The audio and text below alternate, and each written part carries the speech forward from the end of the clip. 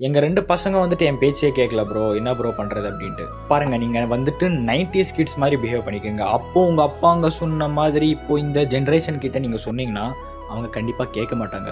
அவங்களுக்கு தெரியும் அவங்க எப்படி இருக்கணும், என்ன பண்ணணும், எந்த மாரி இருக்கணுன்ட்டு. நீங்க எக்ஸாக்ட்டா அவங்களுக்கு உங்களோட அப்பாங்க சொல்லி தந்த மாரி இருங்க அப்டின்னு சொன்னா, அவங்க கேட்க மாட்டாங்க. ஸோ அவங்களுக்கு தோன்ற மாரி அவங்கள இருக்க விடுங்க. இப்போ அண்ணன் தம்பிங்கன்னு சொல்றீங்க. அவங்க 2 பேருக்கும் அண்டர்ஸ்டாண்டிங் இருக்கும். சண்டை போடுறவங்க தான் அண்ணன் தம்பிங்கன்னு சொல்லுவாங்க. மெஜாரிட்டியா பாருங்க, சின்ன வயசுல சண்டை போடாதவங்க பெரிய வயசுல சேர்ந்தே இருக்க மாட்டாங்க. ஆனா சண்டை போடுறவங்கள பாருங்க சின்ன வயசுலேருந்து. அவங்க பெரியவங்களானாலும் அவங்களோட பாண்டிங் அவங்கள விட்டு போகாது.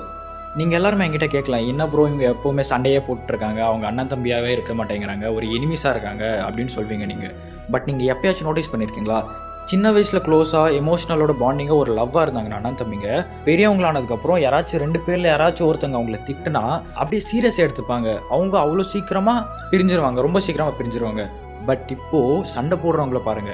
அவங்க பெரியவங்களானாலும், சண்டையே போட்டாலும், அப்படியே அடிச்சு பிளட்டே வந்தாலும், அவங்களோட பாண்டிங் அவங்க கிட்டயே இருக்கும். அவங்க 2 பேர்ல யாருக்கு என்ன ப்ராப்ளம் வந்தாலும் 2 பேருமே நிப்பாங்க அவங்களுக்காக. ஸோ இதனால தான் நான் சொல்வேன். எப்போ எங்க சண்டை இருக்கோ, அங்க தான் அவங்க கிட்ட லவ் இருக்குன்னு சொல்வேன்.